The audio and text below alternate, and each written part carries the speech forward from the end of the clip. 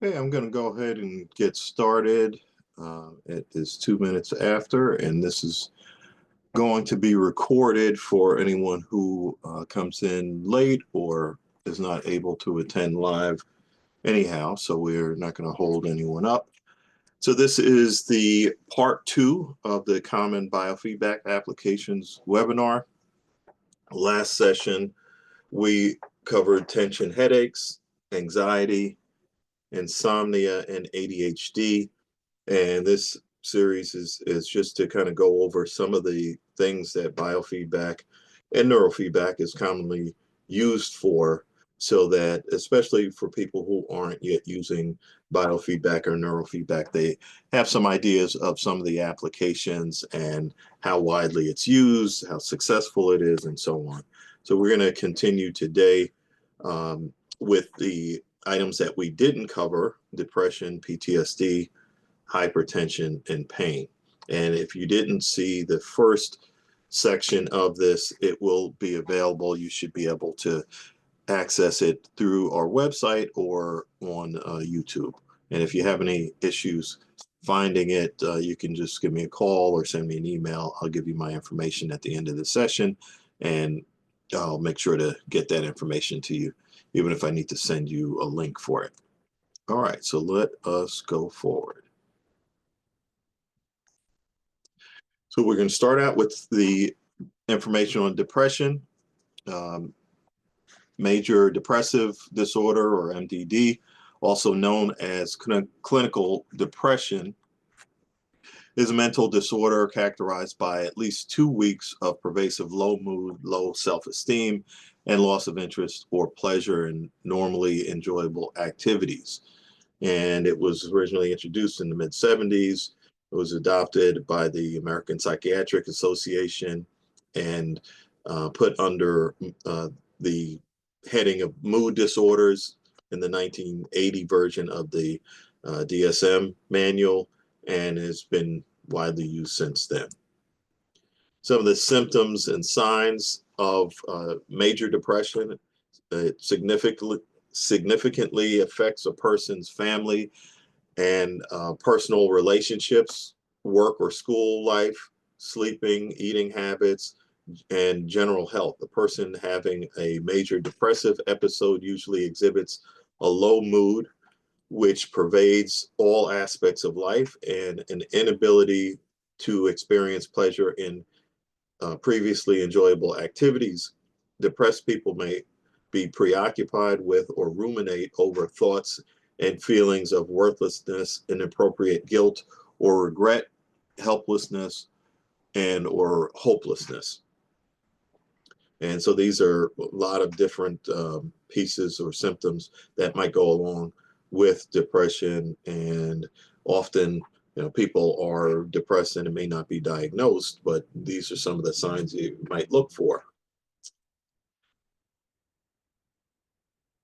And then we also talk about PTSD. Well, often PTSD goes along with depression, vice versa. You have people that are affected by this would include people who have had trauma, veterans, people who have been involved in warfare.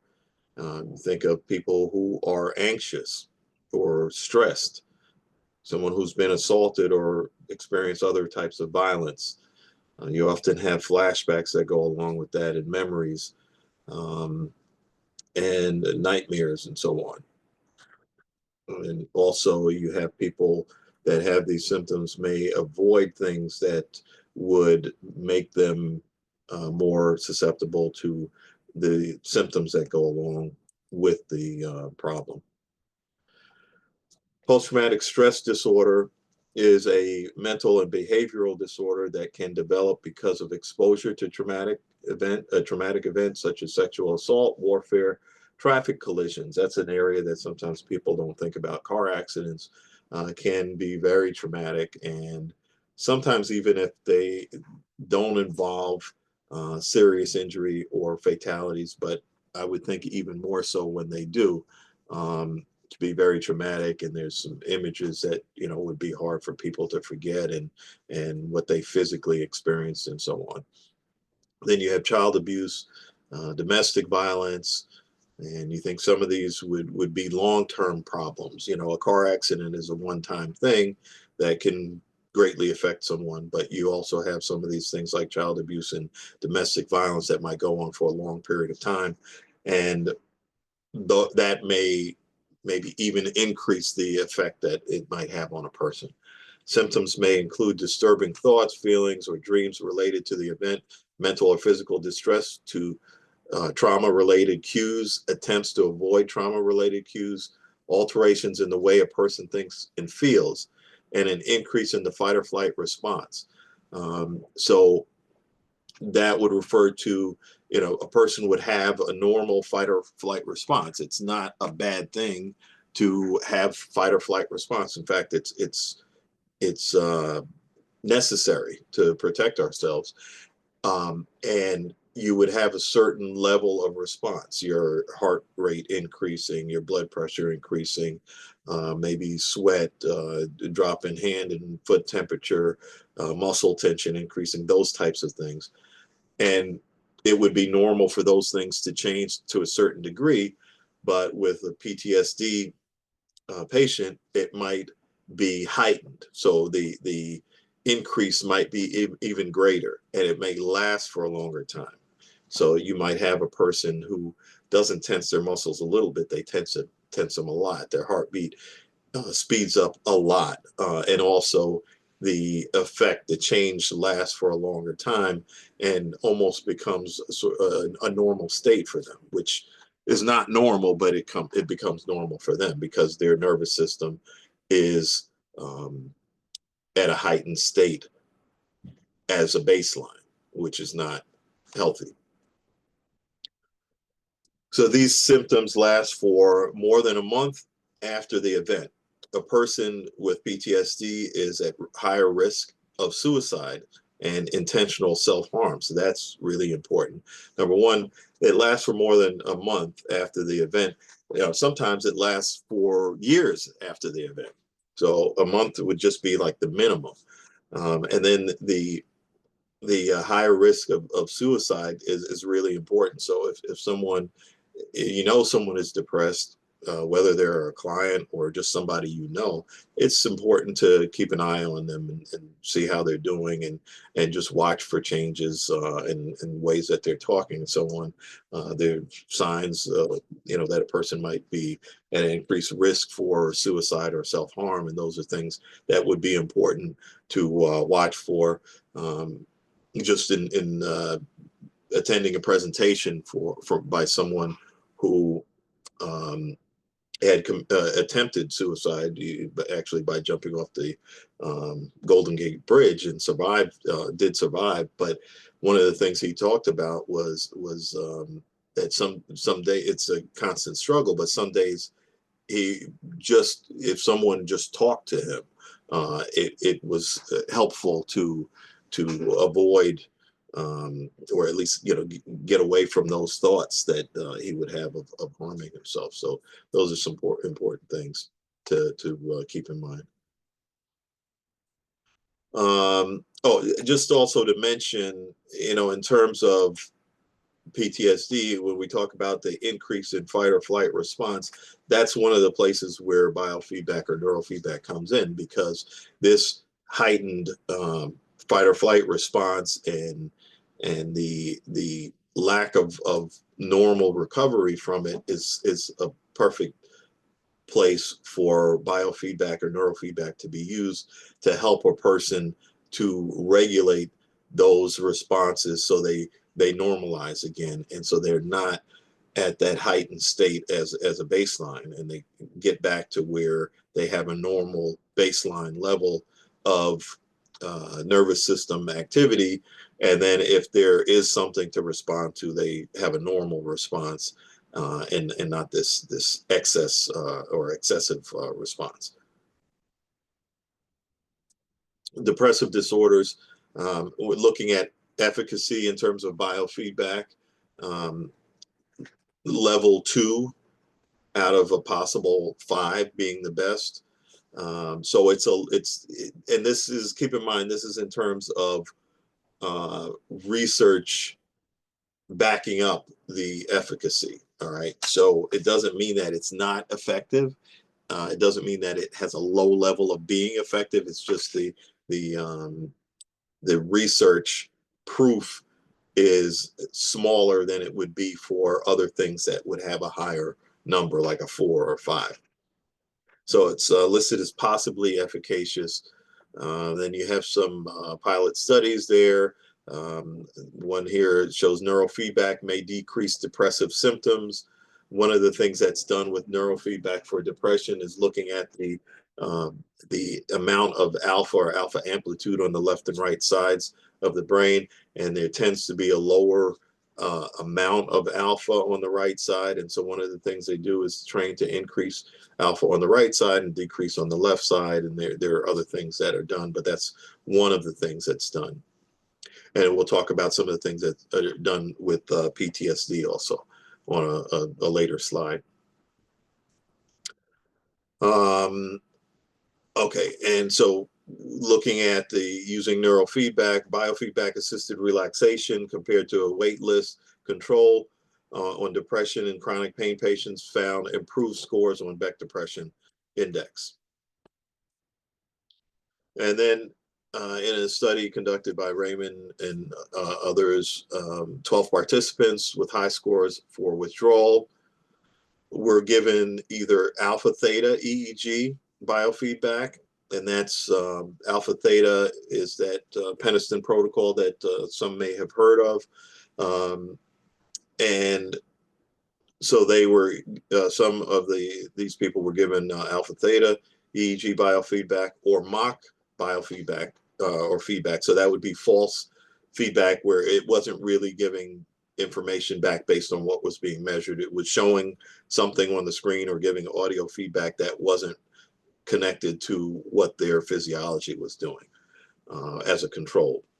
And their personality and mood were assessed. Withdrawal scores on the PSQ-80 were not found to change in either group, but significant effects were found for the profile of mood states, with real feedback producing higher overall scores than mock feedback. Real feedback caused participants to feel significantly more energetic than did mock feedback. Sessions of real feedback made participants feel more composed, agreeable, elevated, and confident, while sessions of mock feedback made participants feel more tired yet composed.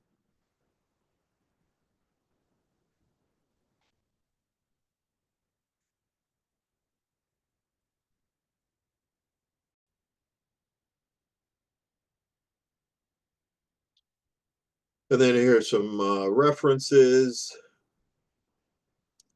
One is clinical use of an alpha asymmetry neurofeedback protocol. That's what I had mentioned before in treatment of mood disorders, and a follow-up study 1 to 5 years post-therapy.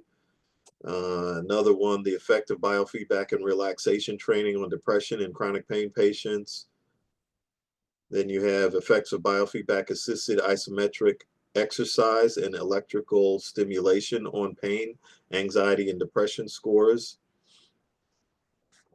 And then the last one with Karavides, Lear, Vachillo, et al. That one would have been dealing with heart rate variability. So that's another modality besides EEG or neurofeedback that's used with depression.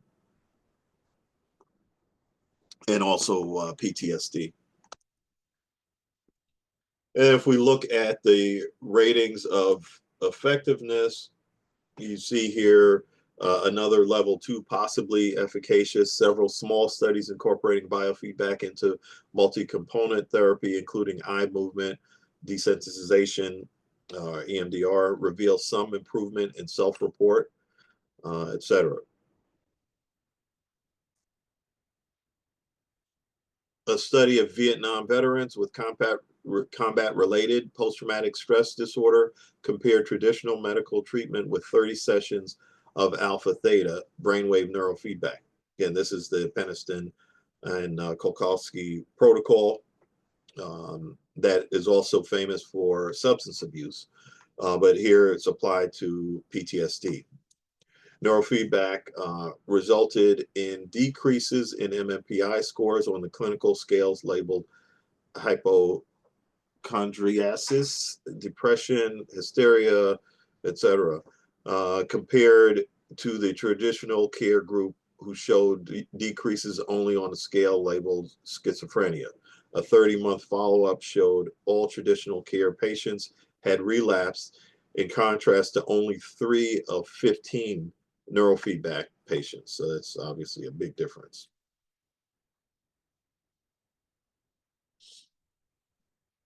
This is another one, treatment for combat-related post-traumatic stress disorder. Here again, you see Peniston Kolkowski, alpha theta neurofeedback therapy for Vietnam veterans with combat-related post-traumatic stress disorder. And so that's the information on depression and PTSD. And now we move to hypertension. So you notice, some of the things that we talk about are mental health, really, and others are physical health. So you can see that sometimes there can be a decision as to, is this mental health disorder? Is it physical? And, who should be working with the patient, or should there be supervision? Should it be team effort, and so on? So when we talk about hypertension, if you're a mental health provider, it may not be something that you would work on directly, where the person is under your care for a medical condition. They may be under the care of somebody else for the medical condition. Doing biofeedback or neurofeedback may be helpful, but depending on what your credential is and so on, there may have to be some working together on these types of things. And even if you did neurofeedback, let's say, or biofeedback for relaxation or to reduce stress or anxiety, if that person also has hypertension, it might help with that symptom as well. It doesn't mean that you set out to treat them for hypertension. So those are some areas to keep in mind when thinking about what applications you would be using biofeedback or neurofeedback for. So here we talk about the physiology of hypertension. So here, obviously, you can see the majority of cases of hypertension are considered primary hypertension, where there's a chronic elevation of blood pressure, but it's not due to a specific identifiable cause. And it's sort of, in a way, surprising that the percentage is so high.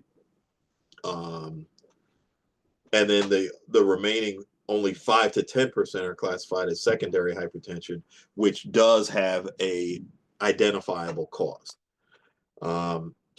which can be frustrating. That might be one of the reasons why doctors have to try so many different medications to try to control blood pressure, because there's so many different things that could be involved in why the blood pressure is higher than it should be.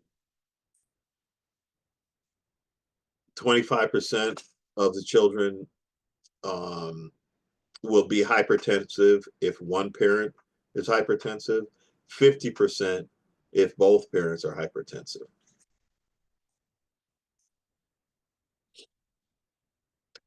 How to select the correct biofeedback modalities for hypertension training.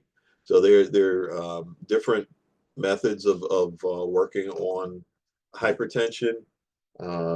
Richard Gebertz observes that when individuals breathe at the resonance frequency, heart rate and blood pressure are 180 degrees out of phase, which implies that breathing about 6 times per minute stimulates the barrel reflex.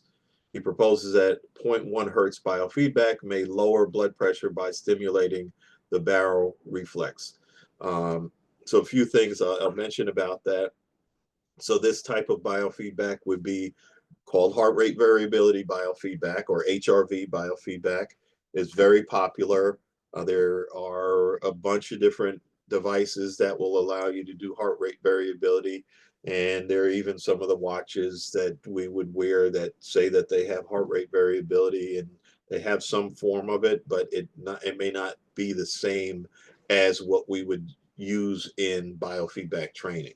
They would give us some data, some numbers, but it's not really heart rate variability training per se. And it's measured differently than some of the other devices would measure it.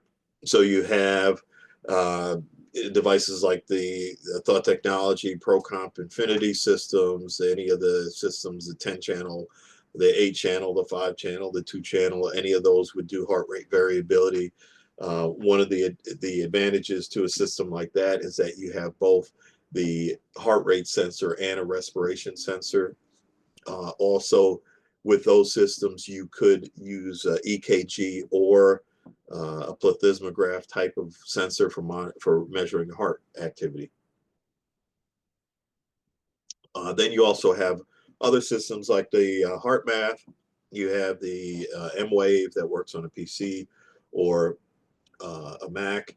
You have the InnerBalance that works using a ear clip sensor that works with a smartphone or a tablet. Um, you have also the M-Wave 2, which is a self-contained device that you can do heart rate variability training with, either with a finger sensor or ear sensor.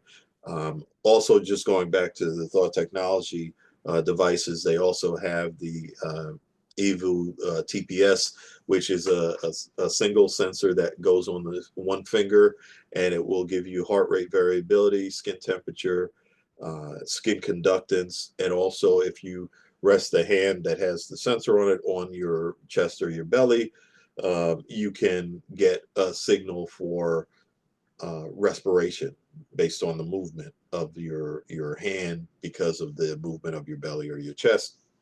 And so that's another option. There are also some of the uh, devices that will work with the somatic vision software, a live somatic vision software, um, anywhere from just a heart rate sensor, a single heart rate sensor called an iFeel sensor, to the biosignal and biosignal plus that would have heart rate and skin conductance, or it might have heart rate, skin conductance, respiration, and temperature.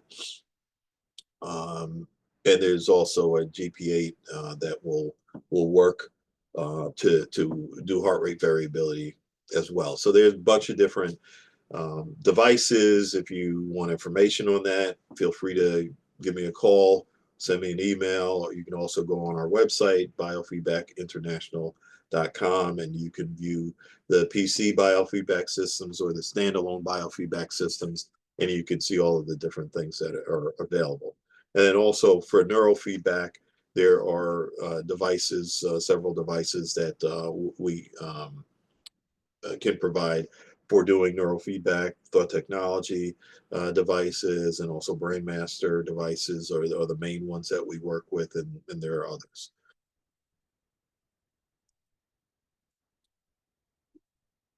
Different hypertension treatments may operate through different mechanisms. So temperature biofeedback is something that has been classically used for hypertension. People who are doing biofeedback for hypertension often would use temperature biofeedback.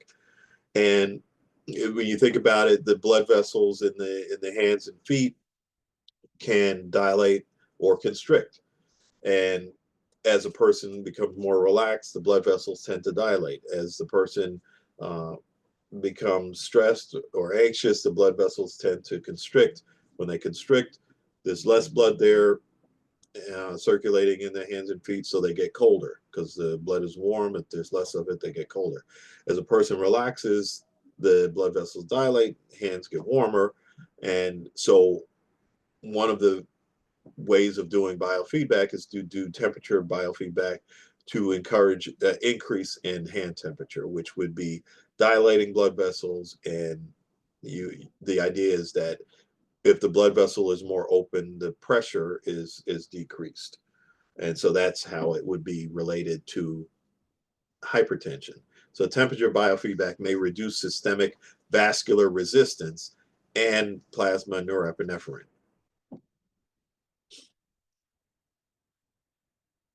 The interaction of relaxation, muscle tension, peripheral vascular tension, and heart rate in biofeedback training. Relaxation training may reduce cardiac output. Deep muscle relaxation, so that's where we use surface EMG, may lower both cardiac output and plasma norepinephrine. So that's putting surface EMG sensors. You can put them on the forehead, you can put them on the neck or upper back, you can put them on the arm, and you're basically teaching the person to release muscle tension. And the lower the muscle tension, the more relaxed, or the lower the EMG level, the more relaxed the muscles are. And here it's saying that this deep muscle relaxation may lower both cardiac output and plasma norepinephrine. So that has the effect of decreasing blood pressure. So increasing hand temperature and decreasing muscle tension are two ways to help with lowering blood pressure.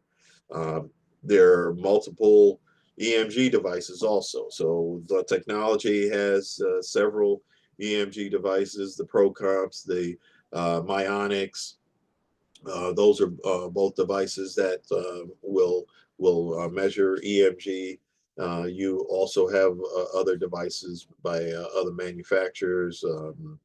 The GP8 is one, and there's also Thought Technology has the MyoTrack, which is a single channel EMG as well. And again, any questions on those, you can give me a call, and I'll be happy to talk more about those. Clinical efficacy for hypertension.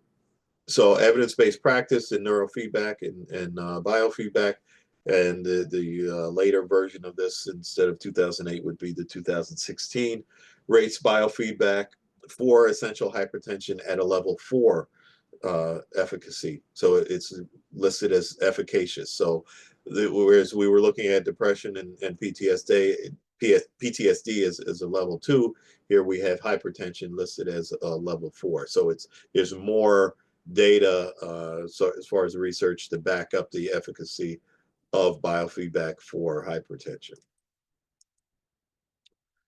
Biofeedback has been shown to be superior to control treatments for both white coat and essential hypertension, and for primary and secondary hypertension.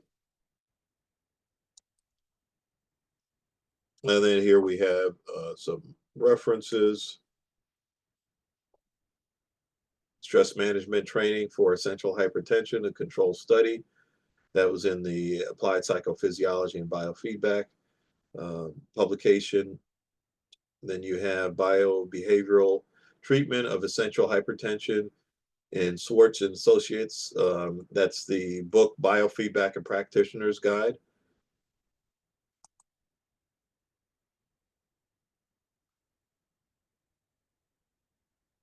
Here you have essential hypertension and e-medicine, principles of anatomy and physiology. Biofeedback in hypertension, applied nursing research.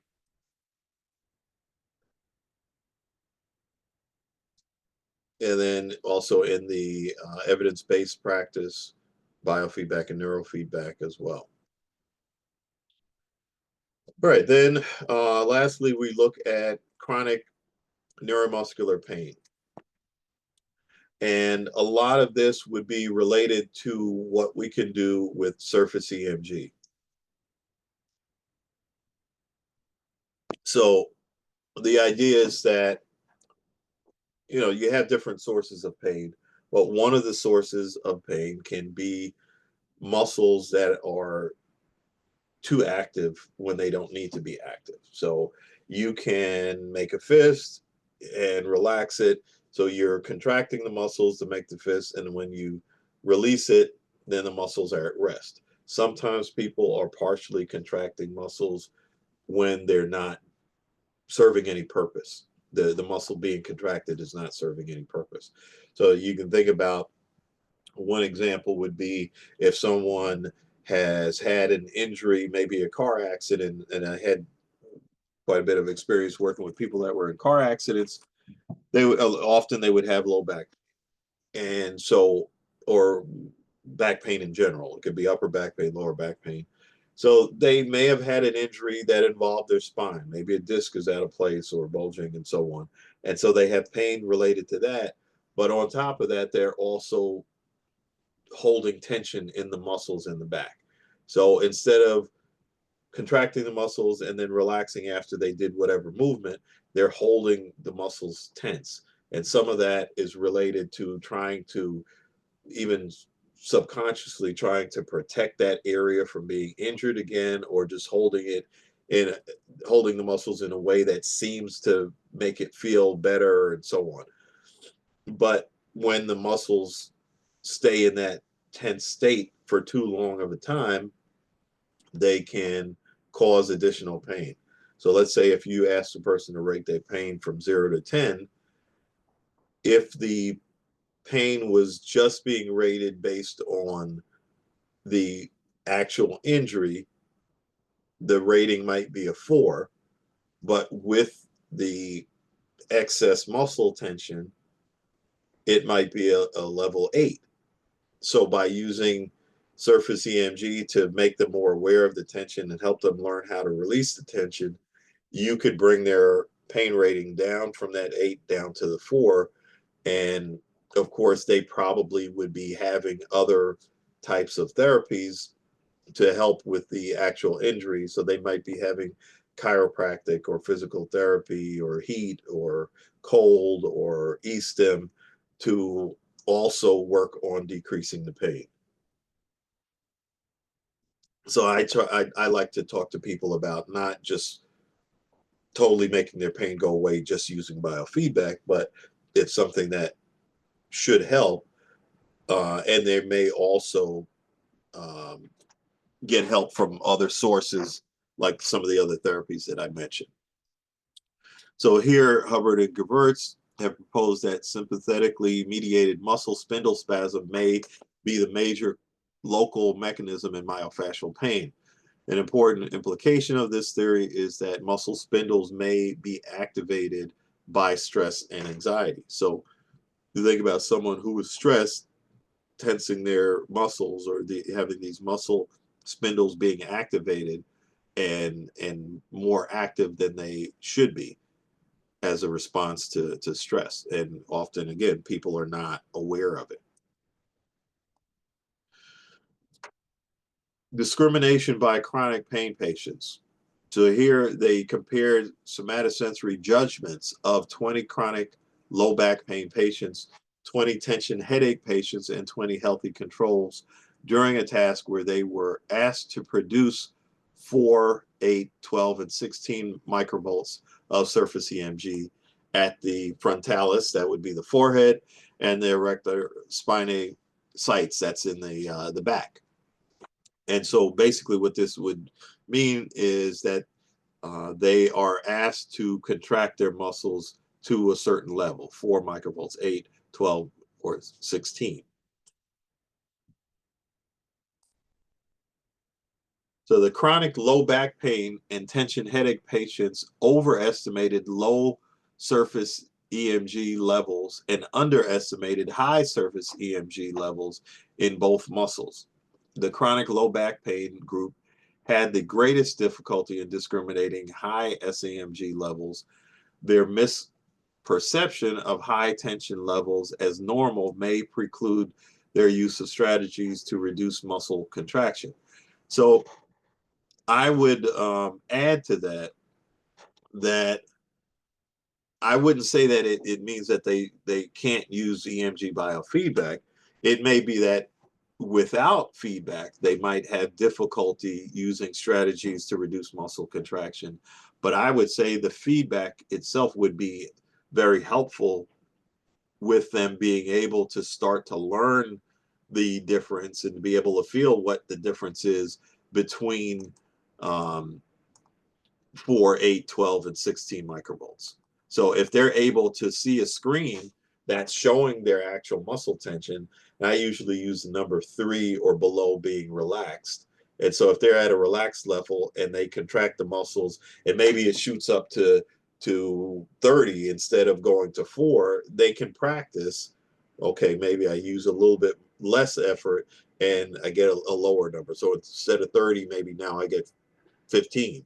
And I try it again, maybe I can get to 10. And maybe I try it again, and now I can get to 4 microvolts eventually, and eventually be able to meet those different levels that are asked for. And what that does is retrains the connection between what your intent is and what it feels like and what it actually is. And so you start to be able to be more sensitive to small changes in how much your muscles are contracted. All 3 groups overestimated low surface EMG levels. Patients reported higher ratings on perceived muscle tension, aversiveness, and pain during tension production tasks.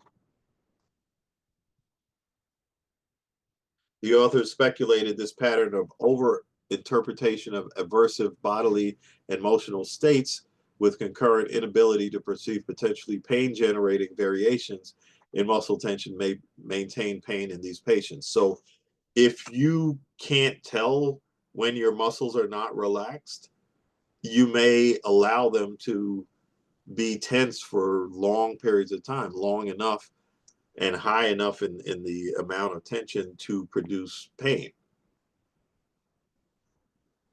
So the to perceive potentially pain generating variation. So let's just say your muscle tension is at a 4 and it increases to 12 and you don't notice the difference. You might keep that level of tension for the next 10, 15, 20, 30 minutes or hours. And that could be enough to cause pain, even if you didn't have a physical injury before that. I'll give you an example. If you uh, spend a lot of time at the computer for work and you notice at the end of the day you have pain in your upper back, that probably means that you were tensing muscles in that area for long enough time to produce pain because you didn't have an injury there. It's just the muscles were more tense than is healthy for long enough time to cause the pain. Another one would be if you drive and you have too much tension in that area. It doesn't mean you can't drive without getting that, but if you are tensing those muscles more than you need to do the task of driving, it can produce tension, pain. So that's how I would interpret that statement. And then these are some references, treatment of phantom limb pain with combined EMG and thermal biofeedback. That was published in Applied Psychophysiology and Biofeedback. And then you have another reference there. Here you have additional ones, clinical essentials of pain management, understanding pathophysiology, placebo and opioid analgesia, imaging a shared neuronal network, and principles of anatomy and physiology there. Here's some additional ones. And then this is a list, which I'd be happy to share with you. If you just let me know, I'll send it to you. And what this is modalities used to treat disorders and enhance performance based on AAPB's upcoming, now it's not upcoming, but evidence-based practice in biofeedback and neurofeedback. And the latest one, I mentioned in 2016, they also released a newer one in 2022.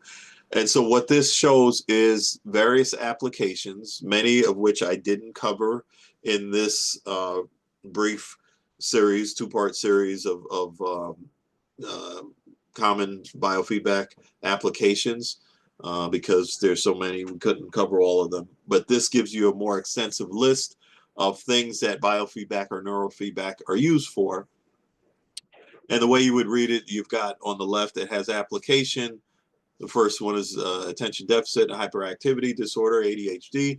And under the modalities column, it says NF, so that would be neurofeedback. So that means that neurofeedback would be the modality of choice, meaning that we're doing EEG or brainwave feedback and not what would be called peripheral biofeedback, which would be like your EMG temperature, skin conductance, respiration, and heart rate. The next one, you see alcohol and drug dependency, it says BF, NF. So that would be biofeedback and neurofeedback. For example, one of the things that is done in the Peniston protocol, which focuses on alpha theta, but before they do alpha theta with a client, they would do temperature biofeedback first. So that's why it says biofeedback there as well. Anxiety has BF and F, so that means you could use biofeedback or neurofeedback. And then, for instance, you have cerebral palsy, just has BF. So that means it's biofeedback only. And you also see asthma is BF, so that would be only biofeedback. So that's how you would read that. And so if you're not already doing biofeedback or neurofeedback and you're just learning about it, which is part of what this webinar series was for, just to kind of give you an idea of some of the things it's used for, and you're trying to decide, this is one of the questions I get very often is, well, I don't know if I should do biofeedback or neurofeedback. And of course, the easy answer is that you should do both. But if you're really trying to figure out what's going to be most specific to the things that I want to use it for, then this is a good list to look at and decide. And after reading it, you might see, well, maybe I really do need to do both.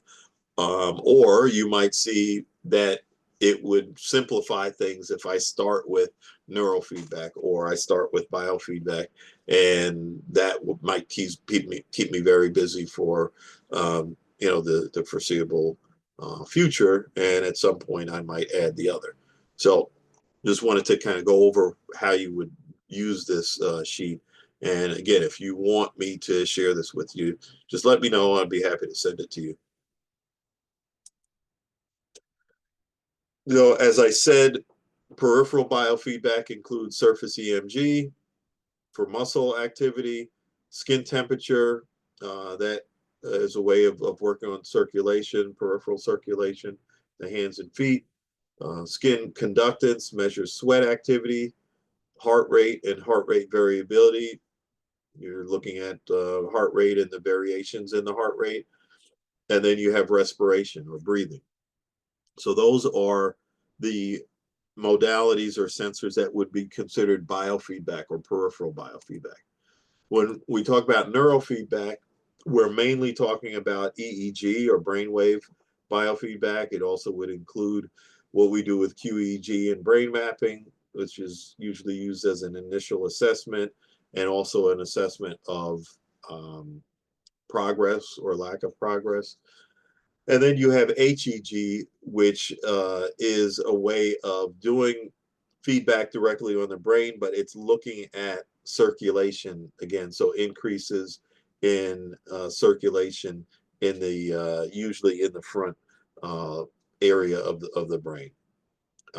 So it shows changes in temperature, which would reflect changes in activation of the part of the brain that we're looking at, which is usually the frontal lobe. So that concludes the part 2 of this session and the entire session on looking at common biofeedback modalities. And as the list showed, the ones that I covered are not all of the applications. I think I might have said common modalities, but common applications of biofeedback. So this was a list that I feel represents some of the more common uses of biofeedback. But as you can see from that more extensive list, there are many others, and there may be some there that you might have more interest in than some of the ones that I covered, and that's fine. And there are ways to learn more about those.